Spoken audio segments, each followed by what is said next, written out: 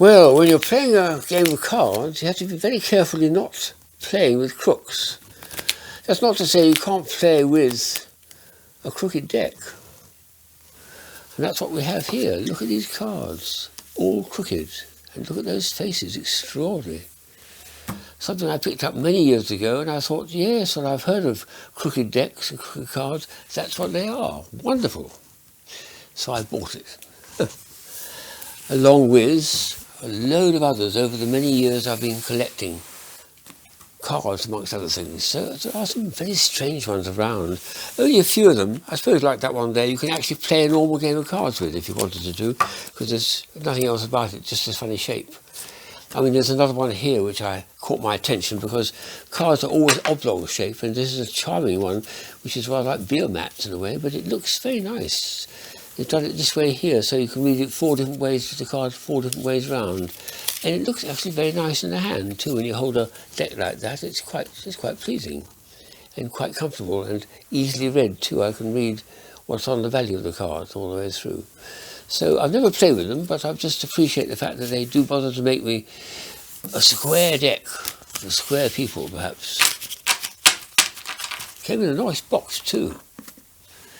Now here's a couple of very interesting cards. This one here has got lots of symbols, and it's a deck that's made in Israel, and it's showing characters in the court cards of the Hebrew characters. Extraordinary. The lower cards are completely normal, but just when you reach the court cards, that's when the fun begins, because you've got some wonderful examples of their marvellous people they had in old times. There's the Jack, Queen and King, which are actually, this one here is Harbona, and this is Esther, and this is somebody else, what I don't know, Joel. I've known Joel, of course. Let's do the next lot. Oh, there's David, King David, yes, oh, definitely. And Bathsheba, oh my goodness me, aren't they beautifully depicted? And here's 3 more. We've got Absalom, and the Queen of Sheba, oh my goodness me, and Solomon in all his wisdom, and then these ones. So, goodness me, it's a lovely way of remembering the rich heritage of the Hebrew Bible in a deck of cards. What a lovely idea that is, isn't it? So that's a nice one to keep. And similarly, this one here is a nice deck because it's a black pack, they call it. Again, the lower cards, the values are normal, quite normal. And when you reach the top, you suddenly realise you're looking at lots and lots of African royalties, including monarchs, the monarchs there, all depicted very nicely in the art form. Quite normal lower cards, but then a lovely display of African monarchs.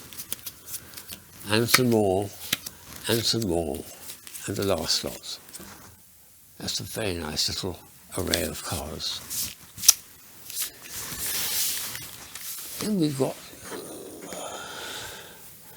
yes, this is a nice one from helping to learn your languages actually, because it's in 4 languages. It's in English, and it's in La France, there's a flag, and it's in Germany, Deutschland, and it's in Spain. And then they take you through a whole series of things, everyday things, and teach you the language. That's 2 friends, which is deux amis, and it's zwei Freunde, and it's dos amigos. Put them forward. And then becomes a little more complicated. It's 3 servicemen, which are a soldier, a sailor, and an airman. And there's the French, and there's the German, and the Spanish.